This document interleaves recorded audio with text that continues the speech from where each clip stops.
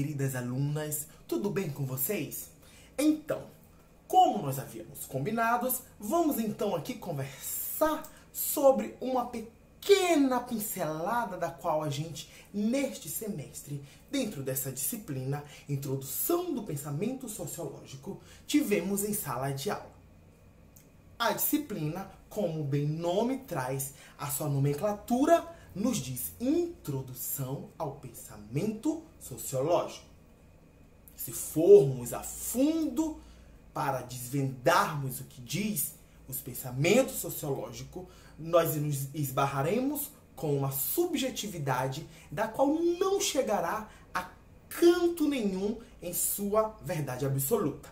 Até porque Marx diz que não há verdade absoluta. A razão é porque a ciência está em constante movimento. E para a disciplina de pensamento sociológico, a razão da mesma para o currículo das minhas bonitas que estão me ouvindo, dos meus bonitos que estão me ouvindo, é nada mais que a direção exata para o encontro dos objetivos no meio social, onde as classes dominantes e dominadas conseguem se organizar, conseguem ser mapeados seus conflitos, conseguem, por meio das suas funções, trazer respostas a todos esses percalços, embaraços, dos quais vão surgindo ou não neste ínterim. Se nós formos falar diretamente, qual fosse ou qual seria ou qual é um objetivo qual descreve diretamente a disciplina, seria olhar para as classes sociais, pensar sobre suas funções, sobre suas organizações e aquele que faz o desenvolvimento sobre todas essas demais coisas, que é o próprio homem. Você, eu, nós. Então, meninas, partindo do pressuposto de uma discussão mais cronológica, organizada minuciosamente, a fim de detectar como se deu a estruturação desse pensamento, até mesmo a preocupação com o meio social, a gente se depara com Jacob Burckhardt, por volta dos anos de 1897, onde há um grande marco histórico, do qual, lá no ensino médio, nós o conhecemos pelo nome de Renascimento.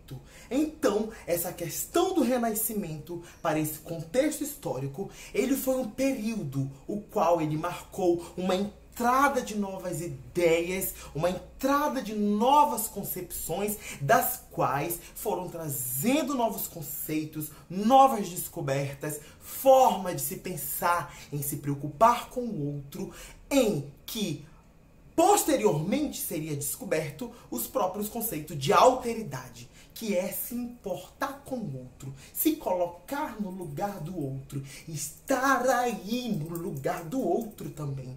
E esse período, Jacob Burckhardt, nos define como o período das grandes transformações que o mundo passava a experimentar. A partir dali foi o marco inicial do qual este grande autor veio nos mostrar, por meio de sua literatura, que havia uma estruturação científica e empírica dos movimentos de introdução ao pensamento sociológico. E discutindo um pouquinho sobre o positivismo de um grande teórico que foi de forma significativa marcado até mesmo como um genitor para este processo. Quem é ele? Augusto Comte. Nós nos deparamos com o seu positivismo. Sim. E dentro do seu positivismo, o homem era tão preocupado com aquilo que ele fazia e até mesmo com o outro na sociedade, que ele redescobria aquilo mesmo que ele pesquisava. Então, nesse sentido, a gente se depara nessa nossa discussão com a redescoberta do pensamento positivista, de suas próprias ideias, gente. O homem era tão bom que ele pesquisava aquilo mesmo que ele já tinha pesquisado e continuava encontrando coisas. Por aí a gente percebe mesmo que a ciência está em constante movimento e ela não vai parar, não vai cessar. Descobrindo o seu próprio positivismo já pesquisado, Augusto Conte, abrindo um parênteses, parece coisa de quem não tem o que fazer. Tipo, tá sem o que fazer, vai lá, bora pesquisar novamente aquilo que eu já tinha pesquisado e acaba descobrindo coisa, porque quem procura acha. Fecha parênteses. E falando novamente sobre o positivismo e a sua redescoberta pelo próprio Augusto Conte, nós conseguimos identificar 3 importantes grandes estados, né? Dos quais indicam concepções humanas que passam por 3 fases, que são ela, teológica, a metafísica e, por último, a positiva. Teológica, Deus como centro de todas as coisas, porque ele, para essa galera que pesquisava, regia, até mesmo quando não se acreditava que ele regia todas as coisas, acreditava-se que havia uma igreja a qual representava esse Deus, o qual explorava esse meio social e fazia daquelas pessoas bitoladas a essa concepção. A segunda, metafísica, a qual se desenvolve numa concepção mais científica, numa concepção mais empírica, ou seja, de comprovação, matando a cobra e mostrando a cobra junto com o pau para que todos possam ver. E nesse meio, o qual a ciência veio se desenvolvendo, conseguia-se se comprovar aquilo que se escrevia lá atrás. E por fim, a positiva, a qual sofreu grandes, como podemos dizer, não vamos dizer que opressões, mas sofreu grandes pressões, sim, pressões é a palavra, perdão, pressões da qual ela sofreu, porque se o positivismo dizia, se uma bactéria no Polo Norte, ela se comporta de determinada forma, uma bactéria lá no interior do Sudão, da África, no continente africano, se comporta também da mesma forma. Porém, a ciência começou a descobrir anos mais tarde que não é bem dessa forma como acontece. Mas os 3 estados importantes desse homem a serem estudados e a serem memorizados por nós são o teológico, o metafísico e o positivo. Somente esses 3. Falar de Augusto Conte, lembrar de toda a árvore genealógica dos pensadores lá do movimento socialista, nos surge um grande questionamento. Qual que é então, professor? Esse questionamento é sobre quem definitivamente poderia ser considerado o pai da sociologia. Diretamente perguntando, o primeiro cara a ter que lidar com as questões do pensamento sociológico, tratar estes pensamentos enquanto para o meio social, foi o cara lá do positivismo e da redescoberta do positivismo, Augusto Conte. Ele, necessariamente, é considerado o pai da sociologia nesse sentido. Porém, o primeiro que começou a transformar em grandes livros, grandes obras, postulados, passou noites e dias acordados, levou os grandes congressos por todo o cenário do continente europeu, as grandes universidades, e foi reconhecido, é um cara do qual leva o nome de uma mulher. Quem que é? Emily Durkheim. Então, para uma corrente teórica, Augusto Conte foi sim o pai da sociologia. Porém, reconhecidamente pela própria ciência e pelos seus atos dentro da academia científica, pelas suas publicações, seus escritos, Emily Durkheim é considerado o pai da sociologia. Então precisamos saber separar e, se possível, saber fazer essas explicações nesse sentido sobre quem ser o pai da sociologia. Hein? Quem é para você, então? Pessoal, comigo aqui. É sabível que todo e qualquer escrito, postulado, publicação para o meio social onde envolve as pessoas deve ser considerado importante. Seja de pequena importância para uma parcela ou de grande importância para outra parcela, mas tem sua importância sim. E isso deve sim ser considerado como um reforço positivo nesse cenário do qual nós estamos discutindo e tratando sobre a introdução do pensamento sociológico e sua estruturação, desde sua gênese. Nesse sentido, a gente deve sim considerar os grandes precursores nos quais foram expoentes de referenciais que a gente pode intitular por Emile Durkheim, Max Weber, Karl Marx, que escreveu o grande Capital, não, ainda tá pequeno, desse tamanhão assim. Karl Marx escreveu Capital, falando sobre a relação do trabalhador com o seu patrão, narrando sobre a mais-valia, sobre a forma injusta como é dividido o capital. Sim, devemos considerá-lo para esse meio. Ele foi um expoente, sim, do qual marcou a estruturação dessa introdução ao pensamento socialista. E também ao nosso Antônio Gramsci, escreveu Os Cadernos de Cárcere, o qual foi narrado com muita propriedade por uma das equipes, e nós conseguimos perceber um pensamento do qual, se fosse aplicado nos nossos dias, nós teríamos um monte de percalços e encalços minimizados. Contudo, nós mesmos, em sala de aula, conseguimos perceber que os pensamentos de Antônio Gramsci se posicionam de uma forma um tanto quanto tópica. Mas se nós fizermos a nossa pequena parte, possivelmente a gente enxergue daqui para mais alguns anos uma influência gramsciana no nosso meio social, a qual fará uma revolução muito significativa no sentido de transformação, ajuda, promoção e ressignificação dos menores dentro das massas, das quais sofrem por opressão, por desigualdade, por desqualificação de sua classe social pertencente e assim por diante.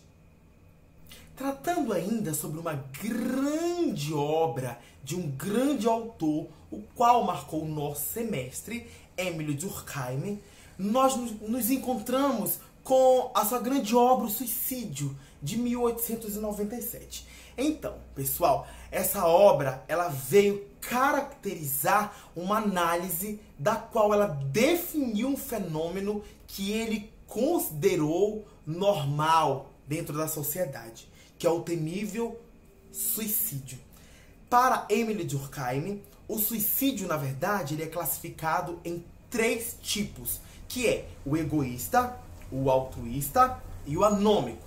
Esses 3 tipos de suicídios trazem características distintas e é explicado e comprovado pelo autor que não existe influência, senão social, para que esse tipo de suicídio ocorra. Então, o suicídio egoísta são as pessoas as quais perdem o último viés dentro do meio social, ou seja, por uma desilusão amorosa, ou seja, por alguma conta acumulada, ou seja, por uma desesperança a qual se acumulou e foi se acarretando e durante um período de tempo acabou se desencadeando ao seu ápice, o qual foi o suicídio chamado por Emile Durkheim de egoísta. O segundo, qual ele denomina de suicídio altruísta, ele é nada mais do que uma representação do meio social, de posse do qual você chega e o comete em nome de uma pátria, de uma nação, de uma bandeira. Isso nos faz lembrar o quê? Os capacetes brancos, ou seja, onde homens explodiam pessoas em troca de seu Deus, em troca de sua fé, em troca de sua religião. E para Emile Durkheim, esses tipos de suicídio, a gente pode, abrindo parênteses aqui, lembrar dos kamikazes também japoneses, que jogavam seus aviões, os muçulmanos que derrubaram as 2 torres, o World Trade Center, né, na bacia de Manhattan, lá na cidade de Nova York. A gente consegue encontrar, enquanto característica de suicídio, a condição de suicídio altruísta nessa galera. E o último suicídio, o qual ele chama de anômico, é aquele do qual se dá entre a camada mais restrita do meio social, ou seja, as massas onde rola o dinheiro, onde tem a receita econômica, da qual oprime os trabalhadores menores, e as grandes corporações, não sabendo por algumas razões como lidar com suas problemáticas, acabam cometendo os seus suicídios diretamente por conta de uma grande ruptura financeira, a qual a gente chama popularmente ou coloquialmente de quebrar, que apartar e não tem quem emende mais. Então, nesse sentido, nós chamamos as pessoas que cometem esse suicídio de suicídio anômico. Ou seja, vem pela quebra de alguma regra, de alguma anomia do meio social. E Emily Durkheim faz questão de dizer que pessoas pobres não cometem suicídio anômico. Ele está mais relacionado à galera mesmo lá da casa grande, o povo mesmo que faz a opressão aos patrões. Beleza, pessoal? Então, pessoal, a galera que teve com a gente praticamente todos os encontros conseguiu perceber em uma de nossas discussões que há dentro do nosso país, tratando de Brasil, uma grande dificuldade quando você precisa chegar a uma fila de atendimento em hospitais públicos, quando você precisa conversar com um juiz ou alguma autoridade, o qual nós denominamos de burocracia. E a partir da burocracia, nós encontramos também o conceito de burocratização. E quando se trata de Brasil, nós chegamos a discutir que há pessoas que morrem na fila do transplante, há pessoas que não conseguem fazer o exame de coluna, e quando sai para se fazer seu exame de coluna, a autorização, a pessoa já está o quê? Paralítica ou até mesmo tetraplégica, né, pessoal? Bate na madeira aí bem forte, porque isso não tá certo. Então, é bom a gente lembrar que as organizações, nesse sentido, o qual traz a forma como deve ser aquilo que o homem precisa viver no seu meio social, acaba fazendo com que esse homem, do qual permanece a esse meio social, seja vítima das imposições, das obrigatoriedades, das quais nós até concordamos em sala de aula.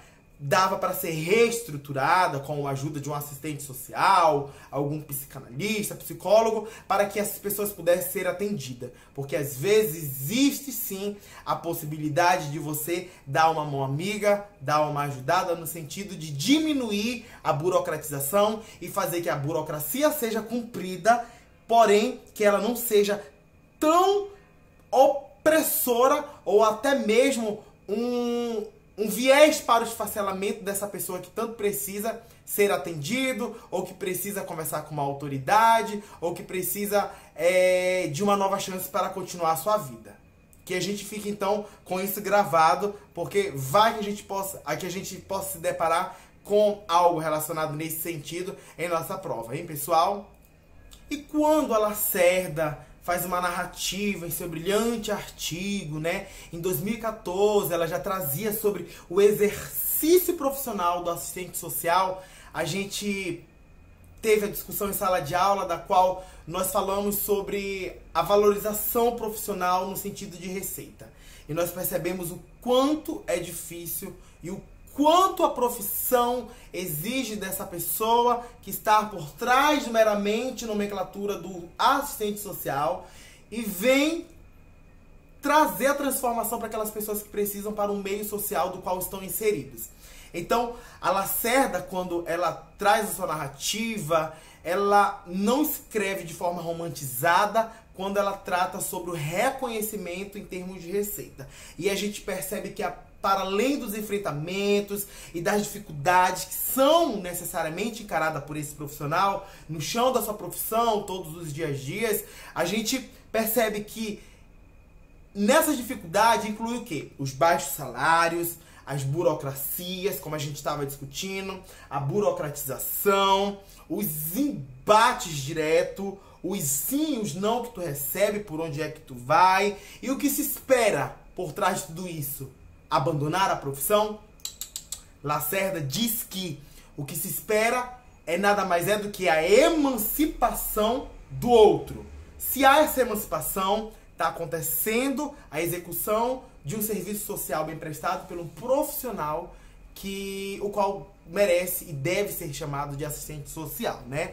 Então, essa emancipação, segundo a Lacerda, ela vem o quê, pessoal? Viabilizar encaminhamentos para possíveis vicissitudes, ou seja, vicissitude é sinônimo de mudança, mudança para a vida, e se há mudança, a transformação, e sai todo mundo cumprindo o seu papel e reconhecendo que a profissão exige muito daquelas pessoas que precisam estar ali focada para que haja desenvolvimento desse trabalho, tá? Então, nesse sentido, a Lacerda em 2014 já vinha escrevendo e nos trazendo essas verdades. Então, para vocês nesse meio social, é mais do que importante saber dividir que, para além da dificuldade, é bom sempre enxergar na emancipação do outro. Isso seria o quê? Um exercício meramente de alteridade.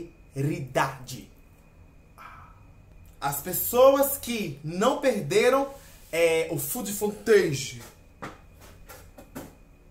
da câmera assistindo Capacetes Brancos, tenho certeza absoluta que conseguiram captar o quão é dilacerante você sair da sua casa todos os dias e recolher os corpos das pessoas que são do seu bairro, da sua cidade, do seu país, por conta de elementos sociais, do qual o Durkheim já falou, como o suicídio altruísta, e voltar para casa como se nada tivesse acontecido.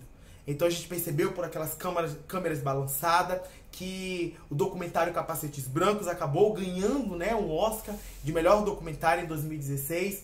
E isso retratou diretamente esses cunhos sociais dos quais nós conseguimos nos deparar diretamente e fazer uma grande associação à canção Everyone, da cantora sul-coreana Seo Hyun, né? Um nomezinho meio difícil aí, mas aí a gente consegue fazer a pronúncia dele. Pessoal, então, se nós formos buscar relações diretamente entre documentário e música, conseguimos perceber o que? A irmandade. Conseguimos perceber o que?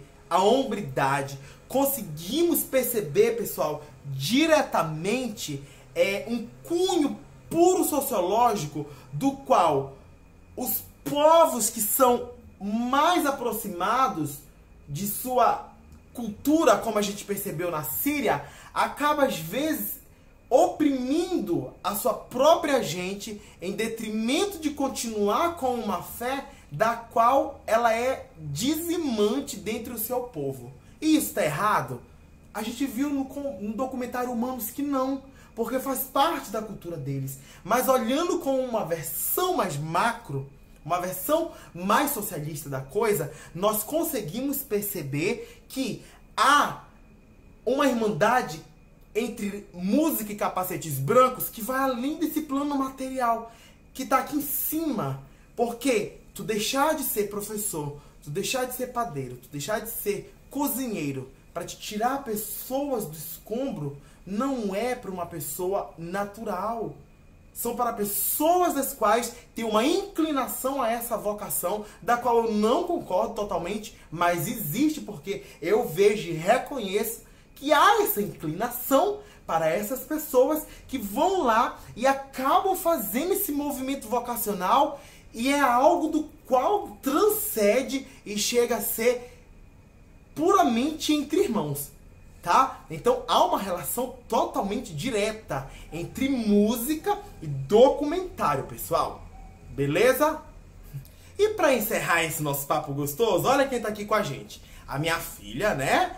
A Pandorinha, né? Dá um olá pras meninas lá do outro lado. Pandora é uma criatura super amistosa, da qual já tá na nossa família, já vai fazer 21 anos na nossa idade. Se for multiplicar pela idade do gato, vai dar uns 83, 84.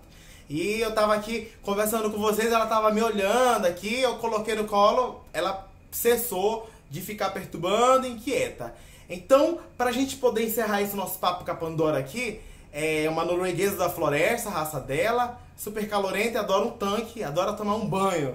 pra gente encerrar o nosso papo, a gente fala sobre documentários humanos, né? Do qual foi gravado, rodado também em 2016. E o Mikova Bertrand, ele traz, na verdade, uma releitura, se a gente parar pra perceber, puramente, é o que a gente chama em inglês de raw, puramente crua. E um tanto quanto poética, né? É verdade, pessoal? Dos modos de vida das pessoas, das quais estão espalhadas pelos 4 cantos dessa terra, né? A gente percebe o movimento sociológico de novos povos que estão mais próximos da gente, como a gente viu, as características do povo do Rio de Janeiro, como os mais longínquos, onde tiveram línguas das quais ele levou até meses para serem traduzidas e trazer dentro do documentário. E a Pandora, ela é uma gata da qual a raça dela advém da Noruega, que ela é uma norueguesa da floresta, né? Eu tenho um gato selvagem do mato dentro da minha casa, mano, por mais de 20 anos. Mas ela foi domesticada e a gente percebe, olha, do lugar mais longínquo, apesar de ser um animal racional, pra gente aqui no Brasil, né, gente? No Parazão. Pessoal, então a gente encerra a nossa conversa aqui, falando sobre essa releitura poética, de cunho social para todos vocês. E eu espero que tragam uma iluminação especial à mente de todas vocês, não é verdade? Então a gente fica por aqui, a gente se despede, né, Pandora? Não quer falar com as meninas? Hã? Quer falar? Tá com ódio, não quer mais ficar aqui comigo, não. Então a gente vai descer aqui. Eu não larguei o café, pessoal. Delícia. É porque eu cortei na edição. Mas eu tomei café o tempo todinho, tá? Quer me agradar, me dê café. Me dê vinho e me dê abraços, tá? Um beijão, desde já, uma boa prova pra vocês, tá? I love yours. Ou seja, nós amamos vocês em Libras. Beijo!